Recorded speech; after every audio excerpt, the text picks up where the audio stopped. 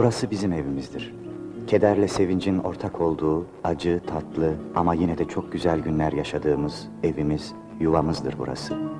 O Hababam sınıfının ilk ve tek mezunu. Yeşilçam'ın en mütevazi jönü. Sadece bir tek kişi mezun oldu. 217 Ahmet Sezer. Gel Ahmet. Arzu filmin klasik aile filmlerinin ve Ertem İlmez'in gözde oyuncularından biri. Deli misin ya? Dışarıda şakır şakır yağmur yağıyor. Ne fısıldaşıyorsunuz orada? Hiç baba, benim işlerden bahsediyorduk da. Biraz da bana bahsedin şu işlerden. Vallahi ne bahsedeyim, bildiğiniz gibi gidiyor işte. Yakışıklılığı ve efendiliğiyle unutulmaz Yeşilçam oyuncuları arasına giren ama son 30 yıldır beyaz perdeden uzak duran bir aktör. Ahmet Sezerel. Öpeyim hocam. Estağfurullah. Koskoca delikanlı olmuşsun Ahmet. Yıllar ne de çabuk geçiyor. Siz hiç değişmemişsiniz hocam. Kemal Sunal hakkında neler söyledi? Sinemadan nasıl uzaklaştı ve neden yıllardır filmlerde yer almadı? Bu soruların cevabını ve son zamanların gözde oyuncularından biri olan eşiyle ilgili bilgiler bu videomuzda. Eski filmlerdeki o çok sevimli tebessümü ve kızarmış yanaklarıyla insanda sarılarak sıkma hissi yaratan Hababam sınıfında öksüre tıksıra ilk sigarasını denerken Mahmut Hoca'ya yakalanması ve yağmurda tek ayak üstünde bekleme cezası verilen sınıf tarafından havuza atıldıktan sonra sırılsıklam haliyle havuzdan çıkıp gülümsemesi aklımıza kazınmıştır. Hadi ıslatın bakayım. Ne yapıyorsun? Ya yapma. Ya ne yapma?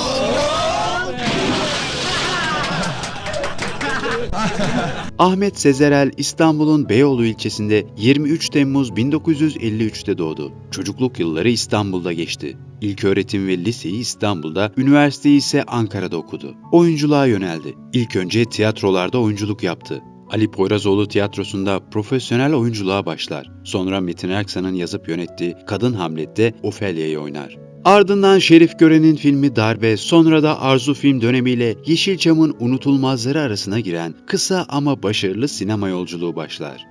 Ahmet Sezerel o yılları Arzu filmde bir aile gibiydik. Ertem abinin evinde toplanılırdı. Gır gır şamata. Hem işimizi yapar hem de deli gibi eğlenirdik. Tabii o zaman her şey çok başkaydı. Çalışma disiplini de farklıydı. Özellikle Arzu film ekibinde her şey başka türlü ilerlerdi. Mesela önce tretman yazılırdı. Diyaloglar sette yazılırdı. Şimdiki gibi önce senaryoyu birinin tamamen yazıp bitirmesi diye bir şey yoktu. Yavuz Turgul, Sadık Şendil ve Halit Akçatepe diyalogları yazardı. Ertem abinin meşhur bir öğlen uykusu vardı. Uykusundan uyanır, yazılanlara bakardı. Beğenirse çeker, beğenmezse yırtar atardı diyerek anlatır. Şerif Gören imzalı Darbe filmiyle sinemaya giriş yapan Ahmet Sezerel tam manasıyla bir yıldızlar geçidinin içine düşmüştür. Cüneyt Arkın, Fikret Hakan, Mahmut Cevher ve Memduh Ün gibi Yeşilçam'ın en bilindik simalarıyla kamera karşısına geçer. Filmin konusu Ahmet ve Kemal isimli iki eski arkadaşın bir cinayeti çözmek için birlikte verdikleri mücadele anlatılır. Baba lakaplı Ahmet, muhasebe memuru olarak geçimini sağlamaktadır. Aynı fabrikada işçi olarak çalışan oğlu Ali ise bir sendika üyesidir. Fabrika müdürü oğlunu sendikadan ayırmaya ikna etmesi için Ahmet'e baskı yapmaktadır. Bu sırada fabrikada başlayan grev sırasında Ali öldürülür. Ahmet oğlunun katilini bulmak için askerlik arkadaşı olan iş adamı Kemal'den yardım ister. Bu süreçte hem Kemal hem de Ahmet kendi hayatlarını sorgulamaya başlayacaktır. Merhaba onbaşı. Merhaba çavuş.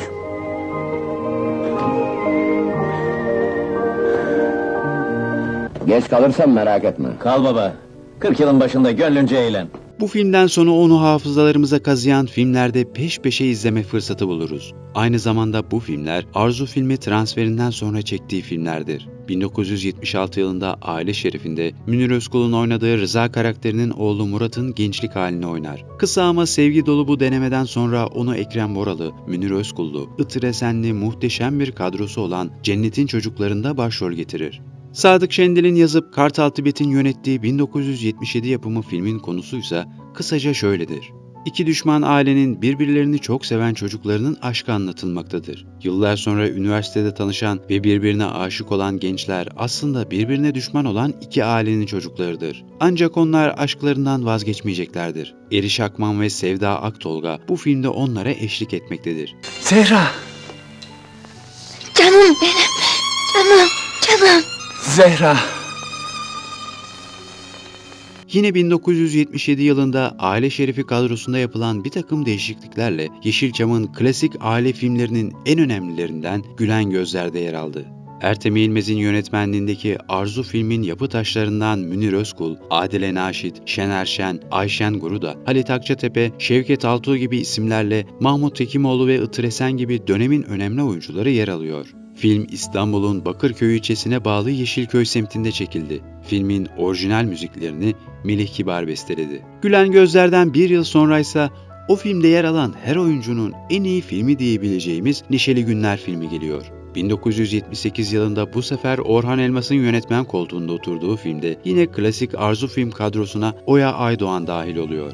Ahmet Sezerel filmde zengin fabrikatörün oğlunu canlandırıp gönlünü Oya Aydoğan'ın canlandırdığı güzeller güzeli Zeynep'e kaptıran çapkın bir gence hayat veriyor. Ancak ne olduysa bu muhteşem filmden sonra oldu. Neşeli Günler filminden sonra özellikle Kartal Tibet yönetmenliğindeki birçok Kemal Sunal filmlerinde yardımcı yönetmenlik yapmaya başladı. Ve oyuncu olarak da yine son olarak Kemal Sunal'ın başrolde olduğu 1989 yapımı ve Kartal Tibet yönetmenliğinde Gülen Adam filminde oynadı. Peki ekrandan uzak kalmayı kendi mi tercih etti yoksa şartlar mı onu sinemadan uzaklaştırdı?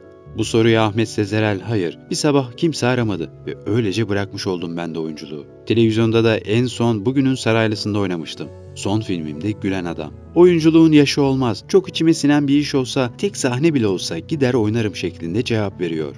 Ahmet Sezerel kendisi gibi oyuncu olan Ayşen Sezerel ile evli. 7 Ağustos 1966 İstanbul doğumlu olan Ayşen Sezerel, İstanbul Devlet Konservatuarı Tiyatro Bölümünden mezun. Oyunculuğa 1995 yılında Hastane dizisinde rol alarak başlayan oyuncu şimdiye dek 20 civarında filmde ve dizide yer almıştır. En son 2019 yılında ekranlara gelen Zalim İstanbul dizisinde Nermin karakterini canlandırdı. Değişim başlı başına kötü bir şey değildir ama maalesef biz kötü yönde değiştik diyor Ahmet Sezerel. Bir kısmı dijital dünyanın getirdiği şeyler ama bir kısmı da insanların kendi tercihiyle ilerleyen şeyler. Kültür olarak çok geriye gidiyoruz. Hem ekonomik olarak hem kültür olarak sınıf diye bir şey kalmadı ortada. Herkes ya zengin ya fakir. Ya çok biliyorsun ya çok cahilsin. Hiçbir şeyin ortası yok. Böyle bir şey olur mu diyerek sitemde bulunur. Şu an 6 ayını Bodrum'da, kalan 6 ayını da İstanbul'da geçiriyor Ahmet Sezerel.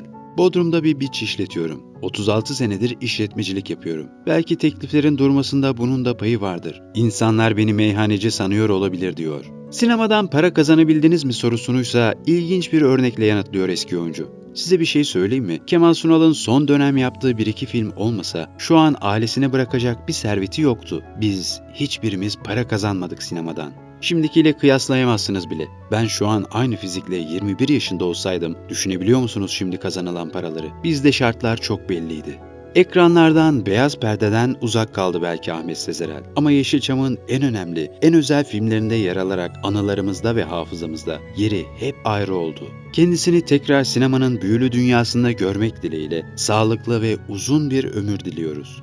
Bir videomuzun daha sonuna geldik. Diğer videolarımızdan haberdar olmak için kanalımıza abone olmayı ve bildirim zilini açmayı unutmayın. Sağlıkla kalın.